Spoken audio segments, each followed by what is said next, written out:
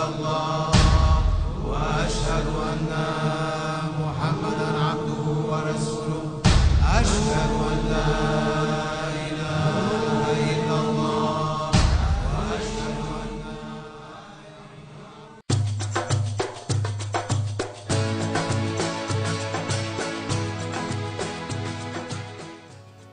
Sekitar pertengahan abad ke-16 Masehi, tersebutlah seorang pemuda yang gagah berdarah Arab dari tepi barat Pulau Jawa, Cirebon. Selama beberapa bulan, ia berlayar dari kampung halamannya dari negara Yaman. Saat itu memang sedang gencar-gencarnya orang Arab bermigrasi ke tanah Jawa, dan salah satunya adalah kakek Mbah Sayyid Sulaiman. Orang-orang Arab ini datang dengan maksud bermacam-macam. Ada yang berdakwah untuk menyebarkan agama Islam, ada pula yang berniaga seraya berdakwah. Pemuda itu bernama Abdurrahman. Ia adalah seorang sayyid keturunan Rasulullah yang bergelar Basyaiban. Basyaiban adalah gelar warga Habib keturunan Sayyid Abu Bakar Syaiban, seorang ulama terkemuka di Tarim Hadramaut yang terkenal alim dan sakti. Sayyid Abu Bakar mendapat julukan Syaiban yang beruban karena ada kisah unik di balik julukannya itu. Suatu ketika, Syed Abu Bakar yang saat itu masih tergolong muda menghilang. Sejak itu, ia tidak muncul-muncul. Konon ia uzlah untuk mendekatkan diri kepada Yang Maha Kuasa. Baru setelah 30 tahun, Syed Abu Bakar muncul di Tarim. Ia tampak lebih muda, tapi aneh, rambutnya putih, tak selembar pun yang hitam. Ia seperti berambut salju. Sejak itulah, orang-orang menjulukinya Syaiban atau yang beruban. Abdurrahman masih tergolong cicit dari Syed Abu Bakar Basyaiban. Ia putra sulung Syed Umar bin Muhammad bin Ahmad bin Abu Bakar Basyaiban, lahir pada 16 Masehi di Tarim, Yaman, bagian selatan, perkampungan sejuk di Hadramaut yang masyhur sebagai gudang para wali. Dalam masa perantauannya ke Nusantara, tepatnya di Pulau Jawa, Syed Abdurrahman memilih bertempat tinggal di Cirebon, Jawa Barat. Beberapa waktu kemudian, ia bersunting putri Maulana Sultan Hasanuddin pada tahun 1570 Masehi. Putri bangsawan itu juga masih keturunan Rasulullah. Ia bernama Syarifah Khadijah, cucu Raden Syarif Hidayatullah atau Sunan Gunung Jati. Dari pasangan dua keturunan Rasulullah ini, lahir 3 orang putra, yaitu Sayyid Sulaiman, Sayyid Abdurrahim, terkenal dengan sebutan Mbah Arif, Segoro Puro Pasuruan, dan Sayyid Abdul Karim. Pengaruh dan ketekunan Sayyid Sulaiman dalam berdakwah membuat penjajah Belanda khawatir. Maka ketika menginjak dewasa, Sayyid Sulaiman dibuang oleh Belanda. Putra sulung Sayyid Abdurrahman ini kemudian tinggal di Krapyak, Pekalongan, Jawa Tengah. Di Pekalongan, beliau menikah dan mempunyai beberapa orang putra, 4 diantaranya laki-laki, yaitu Hasan, Abdul Wahab, Muhammad Bakir, dan Ali Akbar. Dari Pekalongan, Sayyid Sulaiman berkenan lagi, kali ini ke Solo, yaitu Surakarta, menjadi tempat tujuannya. Selama tinggal di Solo, beliau terkenal sakti. Kesaktiannya yang sudah masyhur itu mengundang rasa iri seorang raja dari Mataram. Sang raja ingin membuktikan kesaktian Sayyid Sulaiman, maka diundanglah Sayyid Sulaiman ke keraton. Saat itu, di istana sedang berlangsung pesta pernikahan putri bungsu sang raja. Sayyid Sulaiman dipanggil menghadap untuk memeriahkan pesta pernikahan putri bungsunya ini. Raja meminta agar Sayyid Sulaiman memperagakan pertunjukan yang tak pernah diperagakan oleh siapapun. Sulaiman, Anda ini orang sakti. Kalau benar-benar sakti, saya minta tolong buatkan pertunjukan yang tidak umum, yang belum pernah disaksikan oleh orang-orang di sini, pinta Raja Mataram kepada Sayyid dengan nada menghina. Mendengar perintah raja yang sinis itu, Sayyid meminta kepada raja untuk meletakkan bambu di atas meja sembari berpesan untuk ditunggu. Sayyid Sulaiman lalu pergi ke arah timur. Masyarakat sekitar keraton menunggu kedatangan Sayyid sedemikian lama, namun Sayyid belum juga datang. Raja Mataram hilang kesabaran. Ia marah. Ia membanting bambu di atas meja itu hingga hancur berkeping-keping. Sesuatu yang ajaib terjadi. Kepingan bambu-bambu itu menjelma menjadi hewan yang bermacam-macam. Raja Mataram tersentak melihat keajaiban itu. Barulah ia mengakui kesaktian Sayyid Sulaiman. Raja Mataram kemudian memerintahkan beberapa prajuritnya untuk mencari Sayyid Sulaiman. Sedang hewan-hewan jelmaan bambu itu terus dipelihara. Hewan-hewan itu ditampung dalam sebuah kebun binatang yang kemudian diberi nama Sri Wedari. Artinya Sri adalah tempat, sedangkan Wedari adalah wedar sabdanya Syed Sulaiman.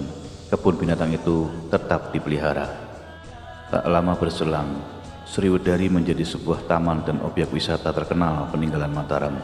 Namun pada tahun 1978, binatang-binatang di Sri Wedari dipindah ke kebun binatang Satwataru. Singkat cerita, Syed Sulaiman kemudian tinggal di Pasuruan dan menetap di sana. Kabar kekeramatan Mbah Sayyid di Pasuruan terdengar kembali ke Keraton Solo. Raja Mataram mengutus salah satu adipatinya untuk memanggil Mbah Sayyid Pasuruan. Setibanya di Pasuruan, adipati tersebut mengajak Mbah Sayyid untuk memenuhi panggilan raja. Mbah Sayyid bermaksud memenuhi panggilan ini dan berangkat bersama 3 santrinya. Keraton menyiapkan jamuan besar-besaran yang betul-betul mewah, namun ada yang terasa janggal di hati Mbah Sayyid. Ada 3 keris pusaka yang diletakkan di atas cobek yang ada sambalnya. Ketika mereka sedang makan bersama-sama, Mbah Sulaiman kemudian berkata pada santrinya, "Nak, kalian lupa tidak memakan sayur kacang ini. Ayo dimakan, masing-masing 1," perintah Mbah Sulaiman. "Oh iya Mbah." Kemudian 3 keris itu dimakan habis oleh 3 santrinya. Semua orang terkagum-kagum. Santrinya aja begini, bagaimana dengan gurunya? Setelah acara makan-makan selesai, Raja Mataram bermaksud untuk menjadikan Mbah Sulaiman menjadi hakim keraton. Namun permintaan itu ditolak karena beliau harus berdakwah di Pasuruan.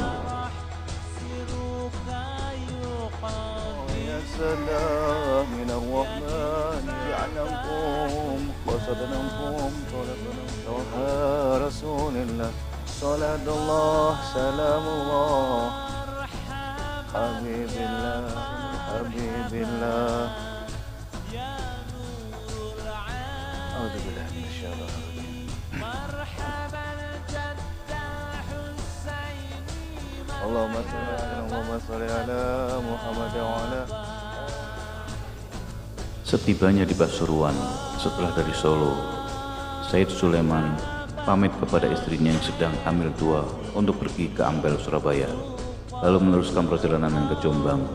Namun di tengah perjalanan, tepatnya di Kampung Petek, Mojo Agung, Jombang, beliau jatuh sakit, kemudian wafat dan dimakamkan di sana. Tidak diketahui dengan pasti tahun kewafatannya. Hasil jerih payah Mbah Sayyid Sulaiman dengan segala usahanya membawa berkah amat besar bagi kehidupan beragama kaum muslimin sampai sekarang. Perjuangannya mendirikan pesantren, melawan dan bergelut dengan tantangan, telah menorehkan napak tilas terciptanya apa yang kini kerap disebut dengan kentalnya moralitas agamis dan budaya pesantren. Beliau berjasa mendirikan pondok pesantren Sidogiri, Pasuruan, juga menurunkan pewaris-pewaris perjuangannya. Para pewaris perjuangannya termasuk para ulama pemangku pesantren-pesantren besar, mulai pondok pesantren Sidogiri, pondok pesantren Sidoresmo, dan pondok pesantren Al-Muhibin Surabaya, sampai pondok pesantren Syekhona Khalil Bangkalan. Konon, Mbah Sayyid Sulaiman membabat Sidogiri atas titah dari Sunan Giri. Beliau harus berjuang habis-habisan untuk membabat Sidogiri. Tidak sekedar bekerja keras menebang pohon-pohon Sidogiri yang masih berwujud rimba, tapi juga harus bertarung melawan bangsa jin. Sebab Sidogiri yang saat itu masih sangat angker dan menyeramkan menjadi sarang makhluk halus dan markas para dedemit atau jin. Ada 2 versi mengenai tahun berdirinya pondok pesantren Sidogiri. Dalam satu versi, Sidogiri didirikan pada tahun 1745 Masehi. Dalam catatan lain, pondok pesantren Sidogiri berdiri tahun 1712 Masehi. Tahun 1712 adalah tahun paling dekat dengan masa hidup Syed Sulaiman, sebab seperti disebutkan, beliau membuat Sidogiri pada usia senjanya. Belum sempurna pembuatan Sidogiri, Syed Sulaiman sudah keburu meninggal dunia. Pada perjalanan ziarah kali ini, saya bertemu orang yang mirip dengan Wan Sehan. Ketika saya bertemu dengan beliau tertawa dan bilang, "Saya kira ente nggak lihat aneh. Alhamdulillah, ente masih ngelihat aneh. Alhamdulillah, tak doakan ya, semoga berkah hidupnya, semoga lancar rezekinya. Amin amin ya rabbal alamin." Ya, Wan Sehan yang dalam video pertama tadi terlihat masih tidur. Ketika saya pulang dari ziarah, beliau duduk dan tersenyum setelah berkata kepada saya dan berdoa setelah saya menghampirinya. Wallahu a'lam bishawab.